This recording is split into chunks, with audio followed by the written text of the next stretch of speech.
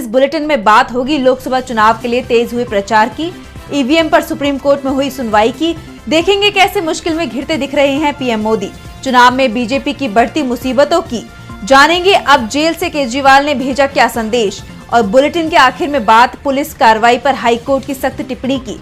लेकिन तमाम बड़ी खबरों से पहले एक नजर आज की सुर्खियों पर। यूपीएससी सिविल सेवा परीक्षा 2023 का फाइनल रिजल्ट जारी, आदित्य श्रीवास्तव ने किया टॉप।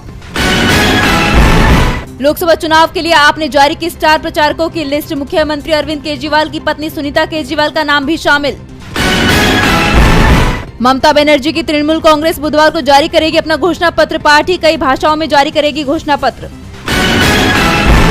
लोकसभा चुनाव के लिए कांग्रेस ने 16वीं लिस्ट जारी की, झारखंड की 3 लोकसभा सीटों पर कैंडिडेट्स के नाम का किया ऐलान, पार्टी ने अब तक उतारे 275 उम्मीदवार। शेयर बाजार में गिरावट, 456 अंकों की गिरावट के साथ 72,943 पर बंद हुआ सेंसेक्स, तो 124 अंकों की गिरावट के साथ 22,147 पर बंद हुआ निफ्टी। ये तो थी सुर्खियां, अब बात आज की सबसे बड़ी खबर की। लोकसभा चुनाव में पहले चरण के लिए बुधवार शाम को चुनाव प्रचार थम जाएगा। 19 अप्रैल को 101 सीटों पर वोटिंग होगी। चुनाव प्रचार थमने से पहले राजनीतिक दलों ने अपनी पूरी ताकत लगा दी है। कांग्रेस के लिए राहुल गांधी तो बीजेपी के लिए पीएम मोदी ने प्रचार की कमान संभाली। तो आज प्रचार में क्या रहा खास, देखिए ये रिपोर्ट। लोकसभा चुनाव के लिए सभी राजनीतिक दलों के नेता अलग अलग क्षेत्र में रैलियां कर रहे हैं। कांग्रेस सांसद राहुल गांधी केरल के 4 दिन के दौरे पर हैं। अपने दौरे के दूसरे दिन उन्होंने कोझिकोड के कोडियाथुर में रोड शो किया। इस दौरान उन्होंने जनता को संबोधित करते हुए बीजेपी पर जमकर हमला बोला। राहुल ने कहा कि आरएसएस और बीजेपी कथित तौर पर संविधान को नष्ट करने की कोशिश कर रहे हैं। पीएम मोदी भारत के 5-6 बड़े बिजनेसमैन की कठपुतली बन गए हैं। राहुल ने कहा कि मोदी में देश चलाने की समझ नहीं है, उनका काम लोगों को असली मुद्दों से भटकाना है। जब लोगों की कोविड से जान जा रही थी तब पीएम कह रहे थे थाली बजाओ। इस पर मीडिया ने उन्हें जीनियस कहा। अगर देश के किसी अन्य नागरिक ने थाली बजाओ कहा होता तो उसे लाठी से पीटा जाता या जेल में डाल दिया जाता। तो वहीं एक इंटरव्यू में चुनावी बॉन्ड पर बात करते हुए राहुल ने कहा कि ये हिंदुस्तान की सबसे बड़ी हफ्ता वसूली योजना है। उन्होंने पीएम मोदी को इसका मास्टरमाइंड बताया। राहुल ने दक्षिण में कांग्रेस की कमान संभाली है, तो कांग्रेस महासचिव प्रियंका गांधी पूर्वी क्षेत्रों के दौरे पर हैं। प्रियंका ने मंगलवार को असम और त्रिपुरा में रोड शो किया। यहाँ उनसे मिलने के लिए जन सैलाब उमड़ आया। प्रियंका ने कहा कि जनता ने मन बना लिया है, मोदी सरकार के अन्याय और अत्याचार को करारा जवाब दिया जाएगा। तो वहीं प्रधानमंत्री नरेंद्र मोदी भी बैकफुट पर नजर आ रहे हैं। दरअसल पीएम मोदी आज बिहार के गया और पूर्णिया में थे। यहाँ संविधान बदलने के मुद्दे पर उन्होंने कहा कि स्वयं बाबा साहब अम्बेडकर भी संविधान को नहीं बदल सकते, तो बीजेपी इसकी हिम्मत कैसे कर सकती है। 19 अप्रैल को पहले चरण की वोटिंग है, लेकिन वोटिंग से पहले ही काउंटिंग कैसे कराई जाए ये मुद्दा सुप्रीम कोर्ट पहुंच गया। कोर्ट में याचिका दाखिल की गई थी कि ईवीएम की काउंटिंग के साथ ही वीवीपैट की पर्ची भी गिनी जाए। तो कोर्ट में वीवीपैट के पक्ष में दी गई क्या दलीलें, देखिए ये रिपोर्ट। लोकसभा चुनावों में काउंटिंग के दौरान voter verify paper audit trail की सभी पर्चियों को गिना जाए या फिर पहले की तरह ही ईवीएम से ही काउंटिंग की जाए, इसे लेकर आज सुप्रीम कोर्ट में सुनवाई हुई। वरिष्ठ वकील प्रशांत भूषण ने दलील देते हुए कहा कि निष्पक्ष चुनाव के लिए जरूरी है कि मतदाता को पता हो कि उसका वोट किसके हक में गया है। वोटर को 7 सेकंड के लिए पर्ची दिखाई देती है। हम चाहते हैं कि या तो बैलेट पेपर से चुनाव कराए जाएं या फिर वीवीपैट की पर्ची वोटर के हाथ में आए और वो इस पर्ची को एक बॉक्स में डाले, इसे गिना जाए। दरअसल वीवीपैट पर्चियों की 100% वेरिफिकेशन को लेकर एक्टिविस्ट अरुण कुमार अग्रवाल ने अगस्त 2023 में याचिका लगाई थी। याचिका में कहा गया कि वोटर्स को वीवीपैट की पर्ची फिजिकली वेरीफाई करने का मौका दिया जाना चाहिए, जिससे चुनाव में गड़बड़ी की आशंका खत्म हो जाएगी। याचिकाकर्ताओं की तरफ से एडवोकेट प्रशांत भूषण, गोपाल शंकर नारायण और संजय हेगड़े ने पैरवी की। सुप्रीम कोर्ट में जस्टिस संजीव खन्ना और जस्टिस दीपांकर दत्ता की बेंच ने याचिकाकर्ताओं की दलीलों को सुना। प्रशांत भूषण ने जर्मनी चुनाव का जिक्र भी किया, जहां वीवीपैट का डिजाइन बदला गया है। प्रशांत भूषण के सवाल पर जस्टिस दीपांकर दत्ता ने पूछा कि जर्मनी की जनसंख्या कितनी है। इस पर भूषण ने बताया कि 5 से 6 करोड़ और भारत में 50 से 60 करोड़ वोटर हैं। जिस पर जस्टिस खन्ना ने कहा कि यहाँ कुल रजिस्टर्ड मतदाताओं की संख्या 97 करोड़ है। जस्टिस खन्ना ने कहा कि क्या 60 करोड़ वीवीपैट पर्चियों की गिनती होनी चाहिए। वकील गोपाल शंकर नारायण ने कहा कि चुनाव आयोग का कहना है कि सभी वीवीपैट पर्चियों की गिनती में 12 दिन लगेंगे। प्रशांत भूषण ने कहा कि अभी ये लोग हर लोकसभा सीट में केवल 5 वीवीपैट मशीन की गिनती करते हैं, जबकि वहां पर 500 मशीनें होती हैं। इसे सही नहीं ठहराया जा सकता और कोर्ट में सुनवाई पूरी नहीं हो पाई। आगे की सुनवाई 18 अप्रैल को होगी। कोर्ट में अभी सुनवाई पूरी नहीं हुई है। ऐसे में ये तो तय है कि वोटर के हाथ में इस बार पर्ची नहीं आएगी, पर्ची गिनी भी जाएगी, इस पर सवाल बने हुए हैं।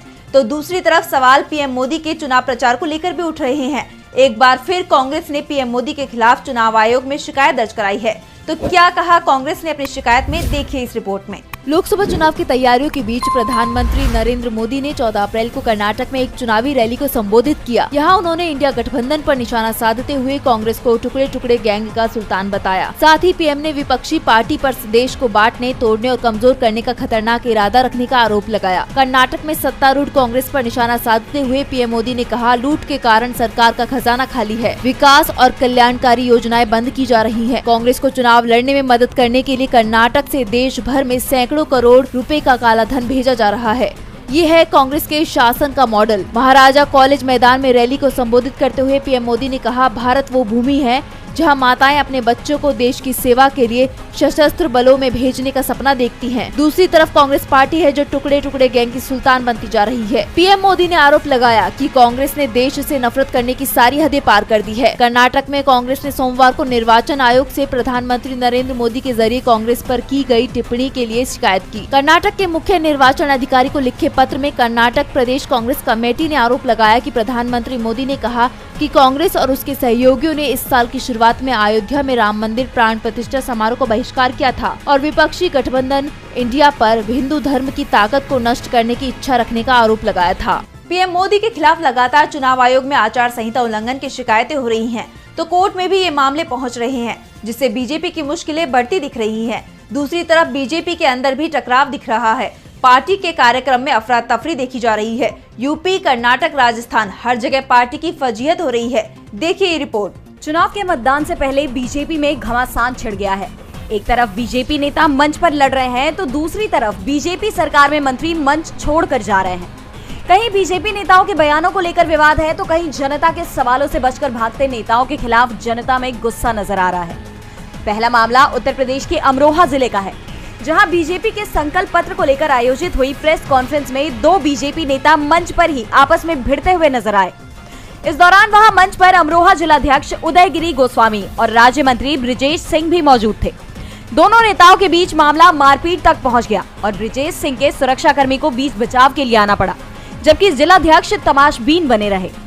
मामले में सवाल करने पर गोस्वामी ने मारपीट से इनकार करते हुए मामले को खत्म करने की बात कही। तो वहीं बीजेपी सांसद तेजस्वी सूर्या का भी एक वीडियो सोशल मीडिया पर तेजी से वायरल हो रहा है, जिसमें वो एक सार्वजनिक सभा से भागते हुए नजर आ रहे हैं। तो लोगों में काफी गुस्सा नजर आ रहा है। सभा में तेजस्वी सूर्या से सहकारी बैंक नियमितता SGR SBN से जुड़े करोड़ों रुपए के घोटाले को लेकर सवाल जवाब किए गए। घोटाले के पीड़ित लोगों का सवाल था कि उन्हें मिलने वाले भुगतान में देरी क्यों हो रही है। इसे लेकर माहौल गर्माता देख तेजस्वी सभा से चले गए। इसे लेकर तेजस्वी की किरकिरी तो हो ही रही है। इसके साथ ही आरोप ये भी लगाए जा रहे हैं कि इस दौरान तेजस्वी के समर्थकों ने लोगों से धक्का मुक्की की और मारपीट भी की। एक तरफ सभा से बीजेपी सांसद भाग खड़े हुए, तो जयपुर में किरोड़ी लाल मीणा की सभा में जनता नदारद रही, जिसके बाद राजस्थान सरकार में मंत्री किरोड़ी लाल ने बीजेपी मंडल पदाधिकारियों को जमकर फटकार लगाई और मंच छोड़कर चले गए। इन सभी मामलों को देखते हुए बीजेपी कमजोर होती हुई नजर आ रही है और जनता में पार्टी के खिलाफ आक्रोश बढ़ता हुआ नजर आ रहा है। बीजेपी के लिए इस बार का चुनाव बेहद मुश्किल होता दिखाई दे रहा है, तो दूसरी तरफ मुश्किल में आम आदमी पार्टी भी दिखाई दे रही है। चुनाव के दौरान पार्टी के सबसे बड़े स्टार प्रचारक और दिल्ली के CM अरविंद केजरीवाल जेल में हैं। ऐसे में उनके संदेश को आप लोगों तक पहुँचा रही है।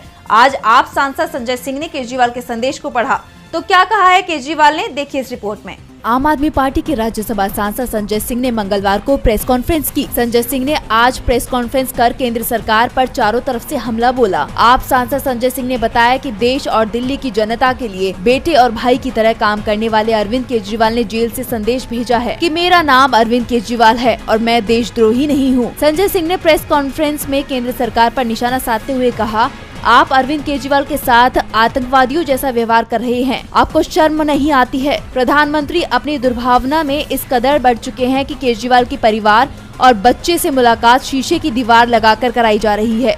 पंजाब के मुख्यमंत्री भगवंत मान को Z+ की सुरक्षा है।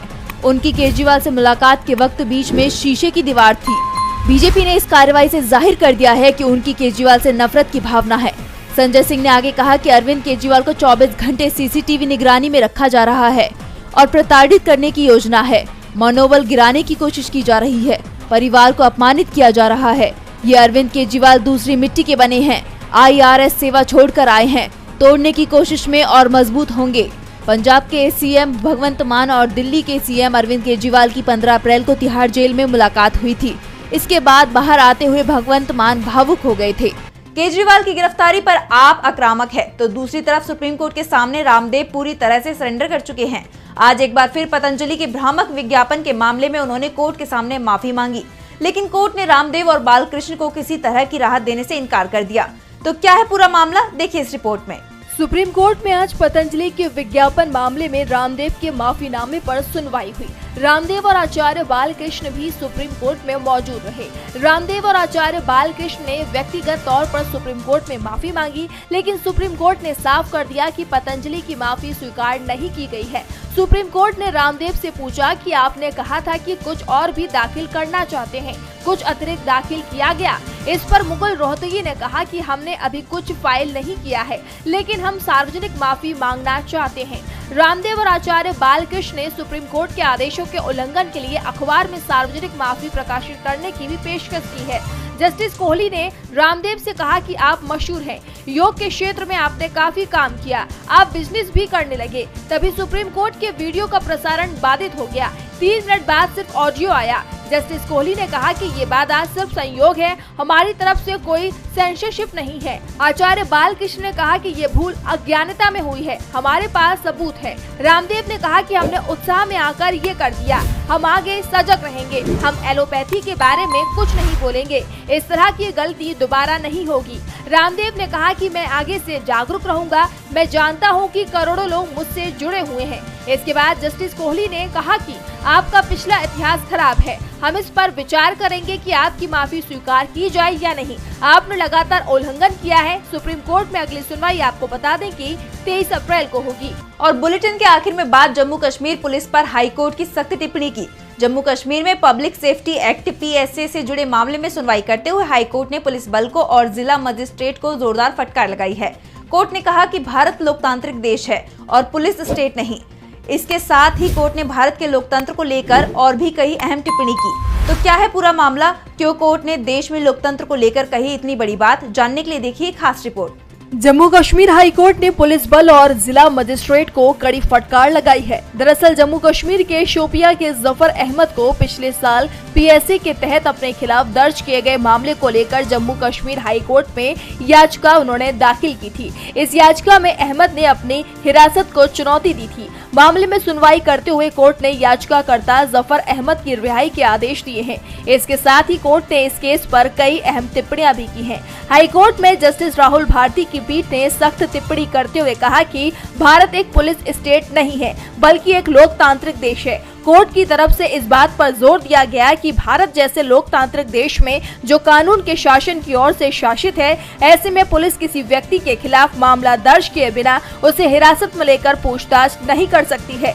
कोर्ट में कहा गया कि इस तरह लोगों को किसी भी तरह हिरासत में लेना उनके मौलिक अधिकार को कमजोर करता है। इसके साथ ही कोर्ट ने सख्त लहजे में पूछा कि अगर याचिकाकर्ता के खिलाफ कोई मामला ही दर्ज नहीं है तो उन्हें किस वजह से उठाया गया और उनसे पूछताछ की गई। आज सोशल मीडिया से लेकर आपके चलते फिरते जीवन में भी पत्रकारिता के बुरे दौर की चर्चा होती है, क्योंकि जिन लोगों पर सूचना देने की जिम्मेदारी है वो आपके लिए नहीं बल्कि कॉरपोरेट और सरकारों को फायदा पहुंचाने में लग गए हैं। विज्ञापन मॉडल को खारिज कर आप इस बीमारी को दूर कर सकते हैं और अपने नारे को बुलंद कीजिए। मेरे खर्च पर आजाद है खबरें।